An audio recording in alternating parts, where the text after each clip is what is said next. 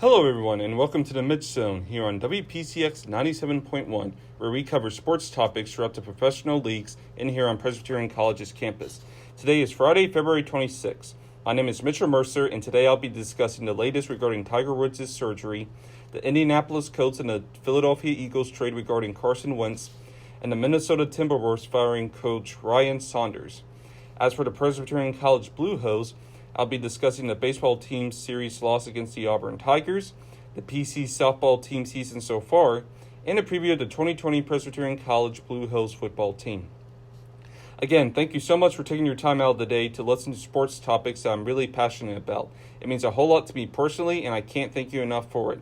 So without further ado, let's enter the Mitch Zone. First thing first, we do have some major breaking news to touch on first. If you might have seen beforehand, legendary golfer Tiger Woods, known for his 82 PGA Tour wins, 5 Master Tournament wins, 4 PGA Championships, was involved in a very serious car accident on a 2-lane highway in California. According to ESPN, Woods was driving to do film footage with Golf TV, along with New Orleans Saints quarterback Drew Brees and Los Angeles Chargers quarterback Justin Herbert. Following the accident, Woods was taken into a very long surgery at a local hospital in which he sustained significant orthopedic injuries to his right low extremity. This included multiple open fractures to his lower right leg, which resulted in a rod being placed in his tibia, according to Dr. Anshad Mahan of Harbor UCLA Medical Center in Los Angeles. According to his statement, Woods was awake, responsive, and recovering in his hospital room. Obviously, a lot to digest here. I'll start off by saying this. This absolutely could have been a whole lot worse than what the outcome played out to be. I mean, look, Tiger Woods is an amazing sports icon figure. He's been a mentor to a lot of golfers. He founded his own charity. He's been a true winner in sports. And if God forbid, if this would have been a worse outcome, I truly believe this would have been a whole devastation to not only the sports world and golf, but all of America as well. Like I said before, Tiger is an American sports icon. He's definitely been through a lot, especially the past couple of years. I know it was really awesome seeing him win the Masters tournament back in 2019. So I'm hoping for the best that he can come back and compete on the green. The good news is that he's being taken care of by very good health personnel. And while it's definitely going to be a long road for him, I know that he's going to recover from this in a big way. And overall, our thoughts go out to Tiger and his family. And we definitely hope for a best and full recovery ahead.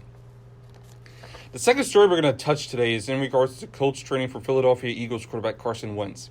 Even though the trade won't be finalized until the new league year in March, Philadelphia traded Wentz to Indianapolis in exchange for a 2021 third-round pick, the 85th selection, and a conditional 2022 second-round pick that has potential to be a first-round pick.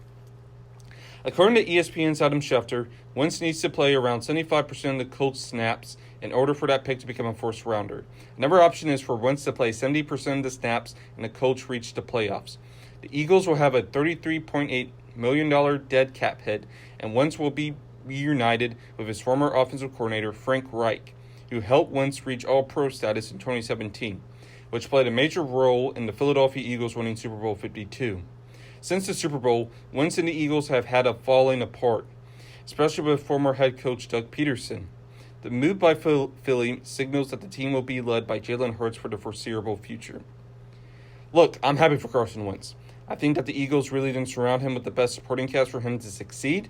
I don't think the draft picks made by Howie Roseman didn't make a whole lot of sense. And I really felt like Eagles ownership got involved in many of the coaching decisions with Wentz, and they didn't sign anyone major to pair up with him. I think bottom line is once Philadelphia won the Super Bowl, everybody basically said, we're done. But if you want to win consistently in the NFL, you have to build around with young pieces, and you got to keep as much of the core players as you can. Well, I do like Alshon Jeffrey, Zach Ertz, Miles Sanders, Dallas Goedert on offense. And then you look at the defensive line with Derek Barnett, Fletcher Cox, Brandon Graham on defense. I just don't think Philly had the right pieces in place, and as a result, I think Philadelphia is where they deserve to be today.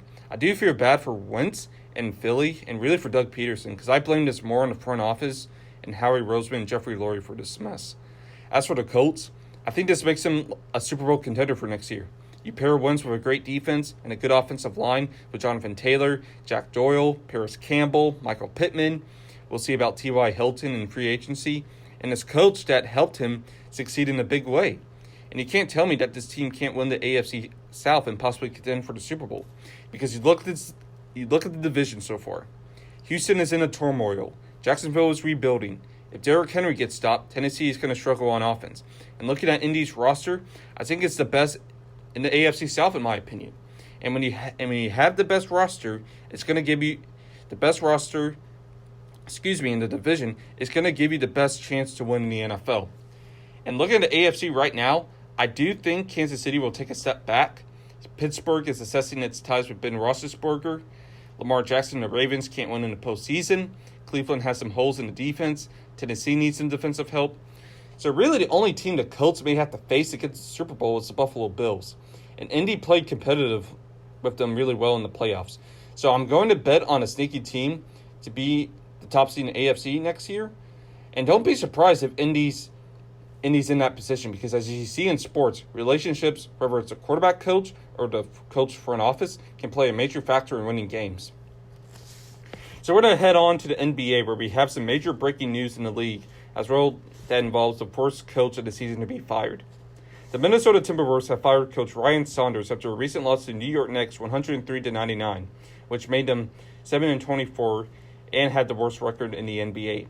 Saunders finishes his Minnesota career with a 43-94 record in 2 seasons. And the shocking move made by the franchise, the team hired Toronto Raptors assistant coach, Chris Finch in the middle of the season to be the franchise's next head coach. The first since Phil Johnson was hired by the Sacramento Kings in the mid-1980s. The Timberwolves president of basketball operations, Garrison Wilsas, does have a history with Finch, as the two worked in the Houston Rockets organization. Despite this, many across the league have criticized the Wolves for not promoting associate head coach David Vanterpool to the head coaching position, who had more experience with the roster than what Finch is inheriting. Look, it's really odd to see a coach get fired in the middle of a regular season, but I do think that both men are deserving of getting head coaching jobs in the future, but I honestly would have rather stuck it out with Vanterpool for at least the rest of the regular season and figure it out from there, because let's face it, Vanterpool is going to have more of a feel with this roster, and the players are going to know the scheme better than someone coming from a different organization and putting together a whole new game plan. And looking at the Timberwolves' roster, I do think you have good pieces, because outside of NBA All-Stars Karl Anthony Towns and D'Angelo Russell, you have a good trio of former first-round picks in Anthony Edwards, Jared Culver, and Jaden McDaniels, and a good locker room veteran leader in Ricky Rubio as well. So it's not like this team is dismantled of talent. The question is, can he build stability within the organization, and can he take that one step at a time to become a contender in the Western Conference? Because let's face it, the Western Conference is tough, and unlike the NFL, players want to play in bigger markets, like Los Angeles, for example, instead of playing in Minneapolis. So if I'm Minnesota, I just think you start building the foundation forward, and since you do have some young talent on the roster, and you do have at the moment a good chance at getting the number 1 pick in the NBA lottery, I think if you can do that, don't be surprised if Minnesota is a team that becomes really good later down the line.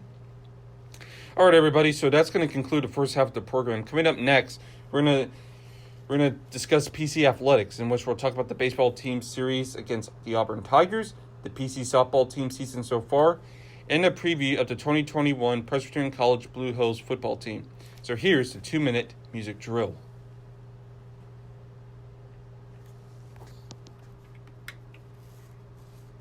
All right, everyone, and welcome back to the second half of the program. We're going to go ahead and start with the Presbyterian College Blue Hose baseball team. The team is currently 0-4 in the season, coming off of a disappointing rivalry loss to the Wofford Terriers, 11-4, in which the Blue Hose allowed 8 runs to the Terriers in the 3rd inning. But I want to focus today on the series prior to the Wofford game, which has the Blue Hose taking on the Auburn Tigers at the mighty SEC. Despite not winning the game, the Blue Hose did play a competitive series against the Tigers, which included a 10th inning game in the 3rd game, losing 1-2. While the Blue Hose are currently 0-4 on the season, I think there's a lot to be excited for. I know Auburn is a very tough opponent, but it's not like they were really bad. They're from the SEC, and besides football, you know that the SEC is known for its good baseball teams as well, because their pitchers can throw 90 miles per hour pitches, and they have a good line of right and left-handed batters at plate. And Auburn's going to probably make the NCAA baseball tournament as well, along with a boatload of SEC teams. So if you're PC, the fact you were able to play a team really well that could make it far in SEC and NCAA tournaments, that should be pretty satisfying. While it's true that the team is winless, you do have the potential to make the season a success. I think that the biggest thing moving forward is you're going to need to play better defense, because if you're allowing hits at bat like you did against Auburn and Wofford, you're not going to win games in baseball. So I do think if you can pitch at a level close to 90 miles per hour or more, I do think you can win games this season. For the offensive side, I do think you're going to need a good rotation of left and right-handed hitters that can hit the ball pretty well. Because let's face it, you're going to get a strike sometimes. I get it. But you can't play conservative if you want to win in baseball. You have to be aggressive, and you got to attack the ball. I do think if PC can attack at bat with hitting and can throw pitches extremely well and fast, I do think you have a good chance at a really successful season despite the 0-4 start you currently have on the season. So moving on, we're going to talk about the PC softball team. And while the weekend slates of games were canceled, the team is currently undefeated on the season with a perfect 4-0 record.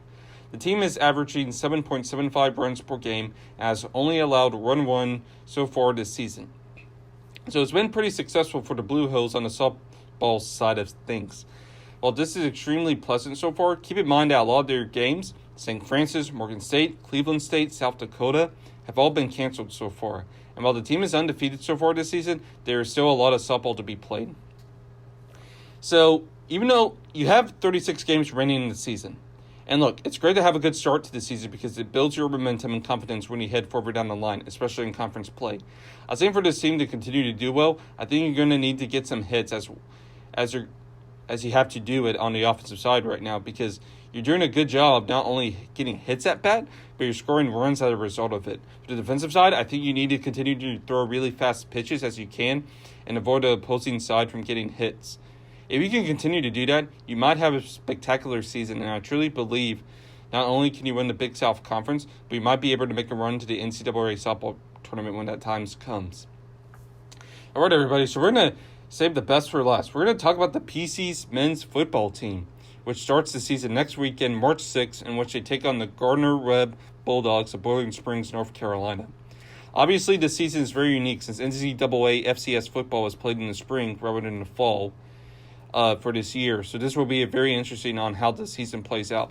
The Blue Hills football team is coming off a 2-10 season in 2019, but they did win 2 of their last 3 games to conclude the season.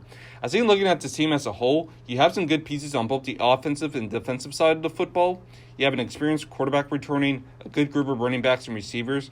As a defensive side, you do have a good group of linebackers and a good secondary to go along with it. The key to this season being a success is going to come down to the line of scrimmage. I'm talking offensive and defensive line. If PC wants to improve its record, these guys will need to play really well. It's important because if you look at the offensive line, if you're able to run the ball effectively, if you're able to avoid negative plays, if you're able to control the game clock and protect the quarterback, I think you're going to have, at minimum, a decent offense that can score points and help you win games. And as you look at the defensive line, it's another important piece because you already have a good group of linebackers and secondary players.